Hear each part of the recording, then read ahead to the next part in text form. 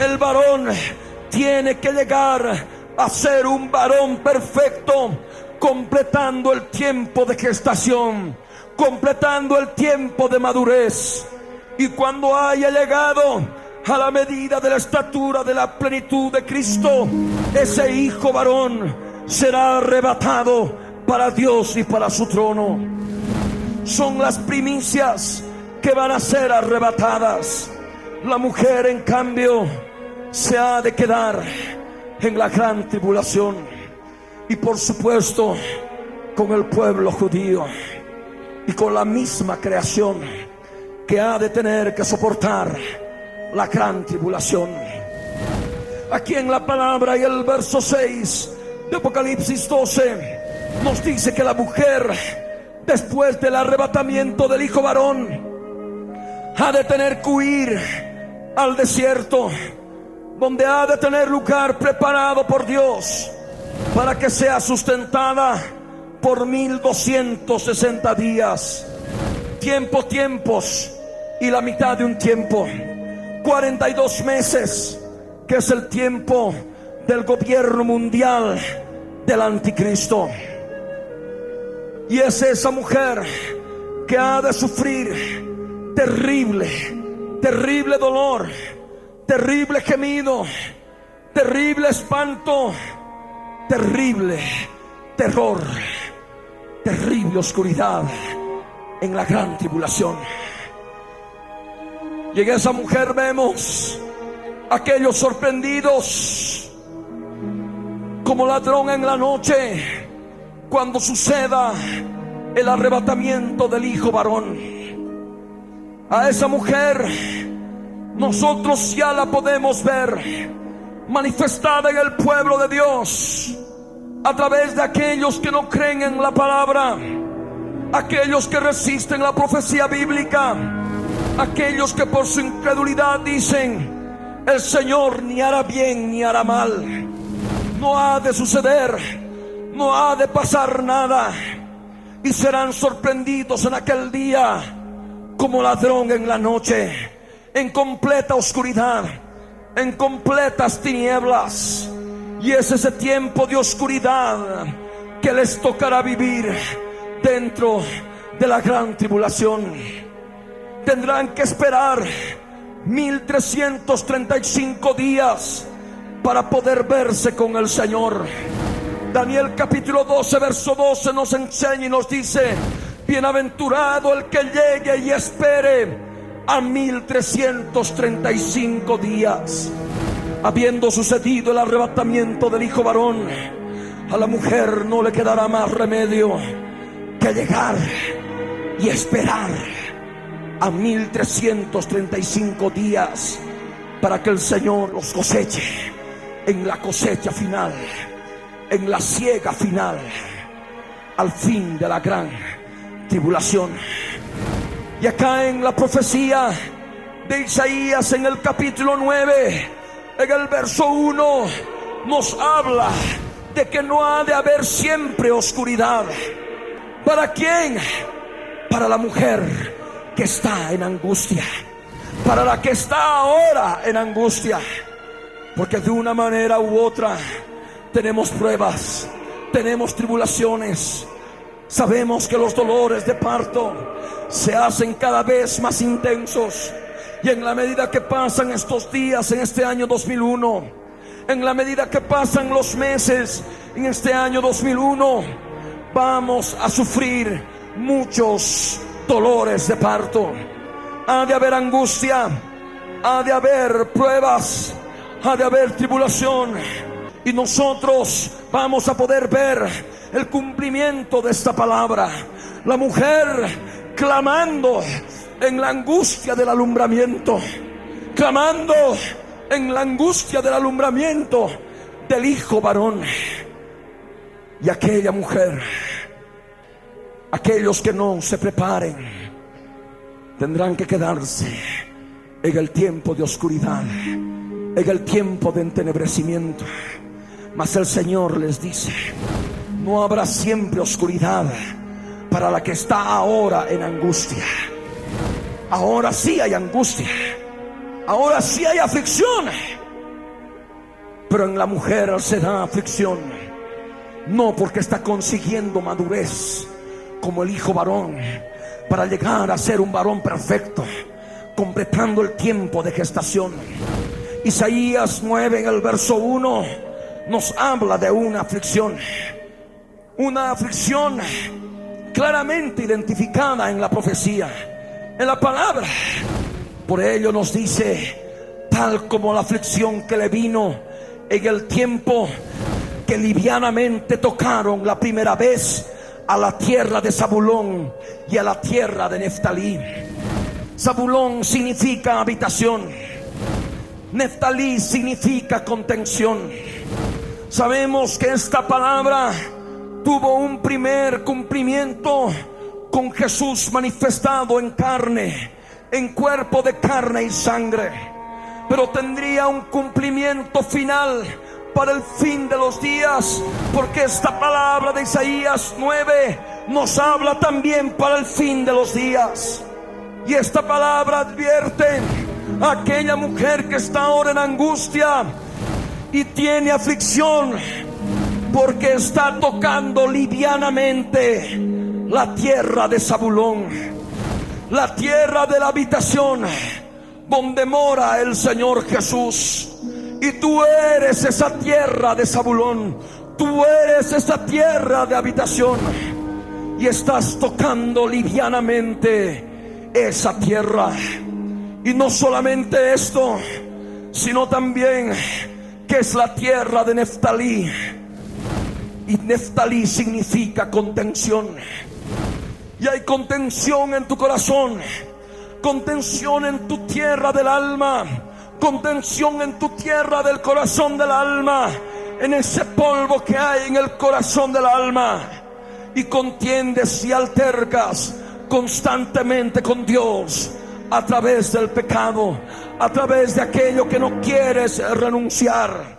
Y por ello claramente manifiestas que estás tocando livianamente, como lo hiciste al principio, como lo hiciste la primera vez cuando conociste al Señor, cuando conociste al Señor Jesucristo y te constituiste en habitación de Él. El Señor está hablando claramente a su pueblo, mas el Señor les habla y les dice que aunque tengan que pasar oscuridad, no habrá para siempre oscuridad, por cuanto el Señor ha de poder llenar al fin de gloria el camino del mar. En relación a la mujer que ahora está en angustia, que está y que forma parte del pueblo de Dios, la Escritura nos dice: pues al fin llenará de gloria el camino del mar. Y es al fin, a la final trompeta, porque se tocará la séptima trompeta cuando se dé el tiempo de la cosecha final. Cuando llegue el fin, el Señor ha de llenar de gloria también a la mujer, aquella mujer que se haya quedado en la gran tribulación. Y es esta palabra que el Señor nos está dando para preparar al pueblo, para que el pueblo no desespere si en algún momento se sucede el arrebatamiento del hijo varón, para que no crean que ahí todo ha acabado y piensen en suicidarse, en despellejarse la piel, o en querer matar o asesinar a aquellos que les engañaron con la palabra. Dice que no tienen que entrar en estos aspectos.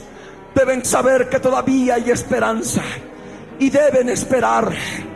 Por eso dice la Escritura: bienaventurado el que llegue y espere a 1335 días. Bienaventurado el que llegue hasta el fin, y al fin llenará de gloria el camino del mar, dice la Escritura. Aquellos que son parte del camino, y el camino tiene un nombre, que es Jesús de Nazaret, podrán ser llenos de la gloria del Dios de Israel, y podrán estar frente a Moisés en el mar de vidrio, en el mar de cristal, habiendo alcanzado durante la gran tribulación la victoria sobre la bestia, sobre su imagen y sobre la marca y sobre el número de su nombre. Esa es la palabra. La escritura también nos añade y nos habla de un lugar geográfico en la tierra de Israel que tiene un significado espiritual. De aquel lado del Jordán, dice la escritura. Jordán significa el que desciende, y el Jordán es un río que nace en el Líbano y llega hasta el Mar Muerto y todavía continúa para más al sur. Es el valle del Jordán que es atravesado por este río Jordán.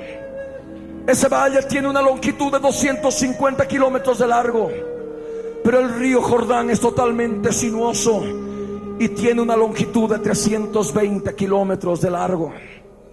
Y aunque pueda parecer todo en línea recta, el Jordán tiene muchos quiebres en toda su trayectoria. Y esto, por supuesto, ha de acontecer en el sentido espiritual a la mujer que se quede en la gran tribulación. No solamente al pueblo judío, sino también a aquellos que forman parte del pueblo judío, los gentiles que forman parte del pueblo judío. Porque el Señor, a través de la obra de la cruz de ambos pueblos, ha hecho un solo pueblo. Y de esto vemos en la palabra. Por cuanto van a tener que descender, van a tener que humillarse hasta el extremo, van a tener que sufrir en forma espantosa, y de esa manera permaneciendo al lado del Jordán. Pero la escritura también nos habla de otro lugar, en Galilea de los gentiles. El Señor habitó en Galilea de los gentiles, como debemos recordar en la escritura, en Mateo capítulo 4 verso 13, cuando la escritura nos enseña que de Nazaret se fue a Capernaum, a la región de Zabulón y Neftalí, en Galilea de los gentiles. Y así como el cuerpo de Cristo habitó en Galilea de los gentiles, también el cuerpo de Cristo está en la otra Galilea. Galilea significa círculo, y es justamente el círculo de la tierra, aquel nombre con el cual se refirió el profeta Isaías al planeta Tierra. Y por ello la escritura nos habla de Galilea de los gentiles, manifestando claramente toda la tierra de los gentiles. El verso 2 de Isaías 9 nos dice: el pueblo que andaba en tinieblas vio gran luz. Y es lo que ha de acontecer. Aquellos sorprendidos en tinieblas, como ladrón en la noche, cuando sucede el arrebatamiento del Hijo varón, tendrán que quedarse en la gran tribulación, en ese tiempo de tinieblas y de oscuridad. Pero ese pueblo tiene promesa. El pueblo que ha de andar en tinieblas ha de ver gran luz. Esa luz que alumbra a todo hombre, esa luz que tiene un nombre, que es Jesús de Nazaret. Esa luz que es el verbo, y ese verbo que es esa palabra, la palabra profética más segura, que nos alumbra como antorcha en lugar oscuro, ha de poder iluminar a todos aquellos que se queden en la gran tribulación. La profecía ha de ser su luz. El testimonio de Jesucristo es el espíritu de la profecía, y es lo que los ha de mantener vivos, con fe, con esperanza, en ese tiempo de tinieblas y de oscuridad. Van a estar habitando en sombra de muerte, como dice la palabra: los que moraban en tierra de sombra de muerte, luz resplandeció sobre ellos. Y en un tiempo de la gran tribulación, de quebrantamiento sobre quebrantamiento, toda la tierra ha de estar en sombra de muerte. Jesús es el camino, la verdad y la vida. El anticristo es el camino de engaño, la mentira y la muerte. Toda la tierra estará bajo sombra de la misma muerte manifestada a través de la bestia. Y todos aquellos que estén morando en la tierra en aquellos días van a poder recibir al fin de ellos luz sobre sus vidas. Por eso la escritura dice: luz resplandeció sobre ellos. Y por supuesto, este pasaje tuvo su primer cumplimiento en aquel tiempo en que el Señor Jesús vino y habitó en Galilea de los gentiles. Y por eso recordamos aquello que está escrito en Mateo 4 verso 16, en Lucas capítulo 1 verso 79, pero en lo cual hoy no vamos a entrar en detalles. En el verso 3 nos dice: multiplicaste la gente y aumentaste la alegría. Se alegrarán delante de ti como se alegran en la siega. Y es en aquel momento en que todos aquellos le verán tal cual es Él. Evangelio de Juan capítulo 16 verso 20 nos dice: de cierto os digo que vosotros lloraréis y lamentaréis, y el mundo se alegrará. Pero aunque vosotros estéis tristes, vuestra tristeza se convertirá en gozo. Y el verso 22 añade: también vosotros ahora tenéis tristeza, pero os volveré a ver y se gozará vuestro corazón, y nadie os quitará vuestro gozo. Y es lo que nos dice la palabra: se alegrarán delante de ti como se alegran en la siega. La siega es la cosecha del trigo, y el trigo se cosecha solamente cuando está maduro, solamente cuando está seco. Y de esto la palabra nos habla. La cosecha final en Apocalipsis capítulo 14 verso 14 al verso 16, cuando nos dice: miré y he aquí una nube blanca, y sobre la nube uno sentado, semejante al Hijo del Hombre, que tenía en la cabeza una corona de oro y en la mano una hoz aguda.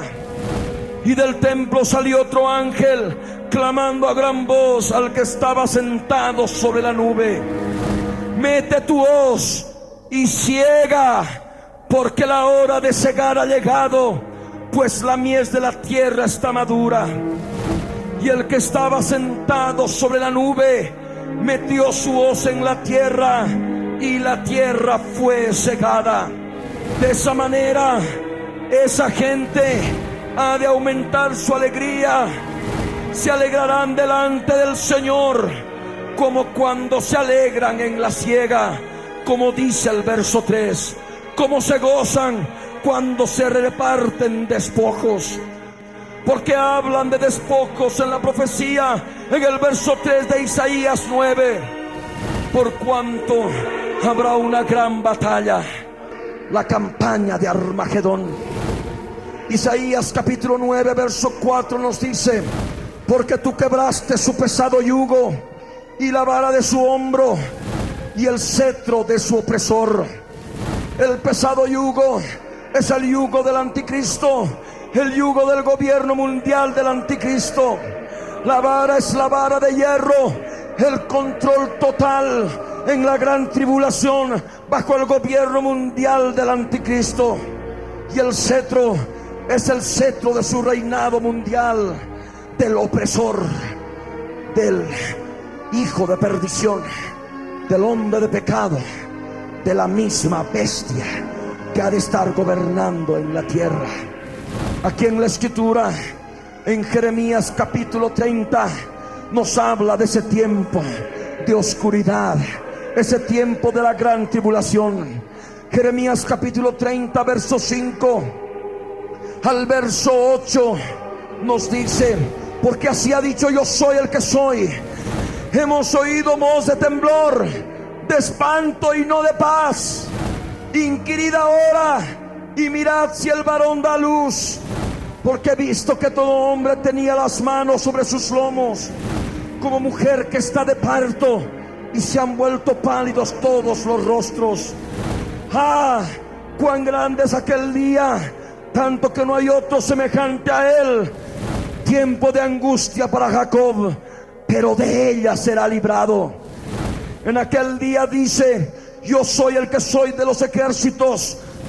Yo quebraré su yugo de tu cuello y romperé tus coyundas, y extranjeros no lo volverán más a poner en servidumbre. El Señor ha de quebrar el yugo del anticristo, el yugo de su cuello. El Señor ha de quebrar el pesado yugo y la vara del hombro y el cetro de su opresor, como en el día de Madián. Si recordamos la victoria de Gedeón sobre los madianitas, vamos a comprender la manera en que el Señor ha de operar en la batalla de Armagedón. El verso 5 nos dice: porque todo calzado que lleva el guerrero en el tumulto de la batalla y todo manto revolcado en sangre serán quemados, pasto del fuego.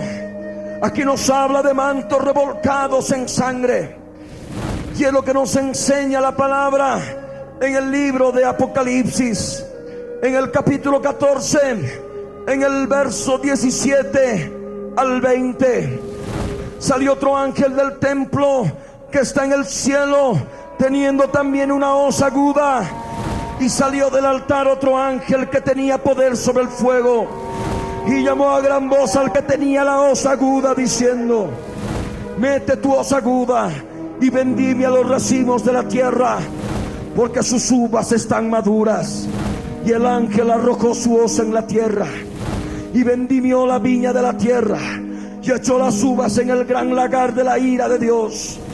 Y fue pisado el lagar fuera de la ciudad, y del lagar salió sangre hasta los frenos de los caballos por 1600 estadios.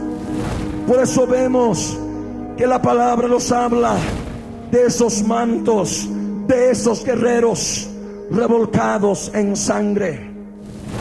También la palabra en Apocalipsis capítulo 19, el verso 11 al verso 16 nos dice: entonces vi el cielo abierto, y he aquí un caballo blanco, y el que lo montaba se llamaba Fiel y Verdadero, y con justicia juzga y pelea.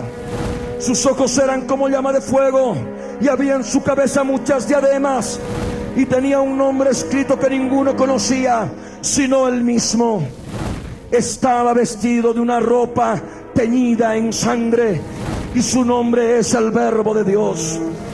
Y los ejércitos celestiales, vestidos de lino finísimo, blanco y limpio, le seguían en caballos blancos. De su boca sale una espada aguda para herir con ella las naciones. Y él la regirá con vara de hierro, y él pisa el lagar del vino del furor y de la ira del Dios Todopoderoso. Y en su vestidura y en su muslo tiene escrito este nombre: Rey de Reyes y Señor de Señores. Él es el que ha de pisar el lagar del vino del furor y de la ira del Dios Todopoderoso. Y todos los capitanes, los reyes, los fuertes van a estar aplastados, y su sangre ha de llegar hasta los frenos de los caballos. Y por supuesto, sus mantos van a estar revolcados en sangre, como dice la Escritura. Y la palabra nos habla en Isaías 9, verso 5, que serán quemados, pasto del fuego. ¿Quién es el que ha de hacer todo esto? Es el Verbo de Dios, es el Rey de Reyes, es, como dice la Escritura, el admirable, el consejero, Dios fuerte, Padre eterno, Príncipe de paz. Amén.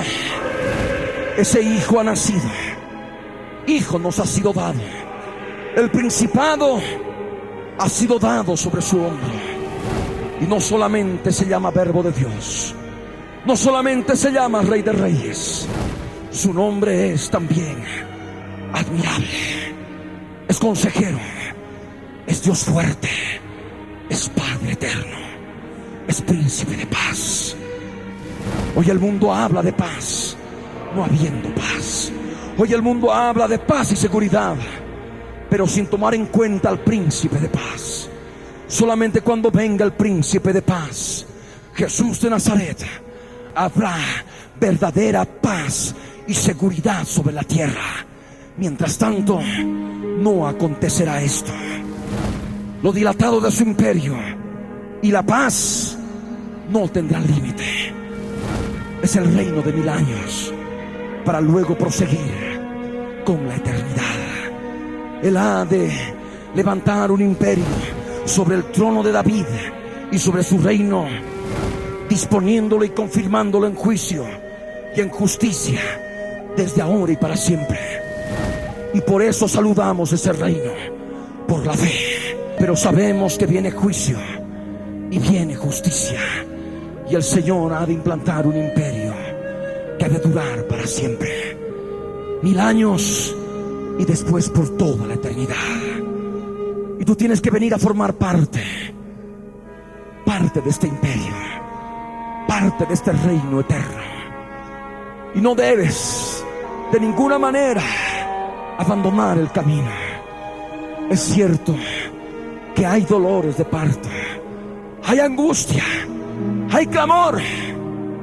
Hay algunos que dirán: pero el hijo varón, ¿acaso también no tiene dolores?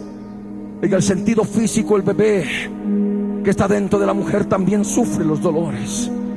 El alumbramiento también se da con dolor en el bebé, y ambos sufren dolores.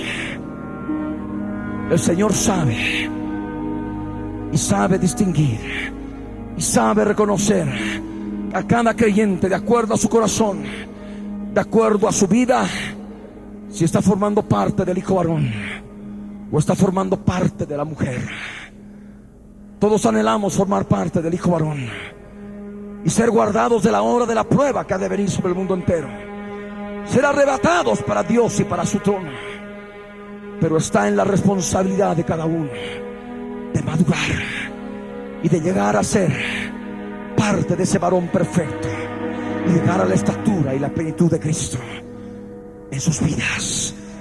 Y es lo que cada uno debe buscar a lo largo de este año.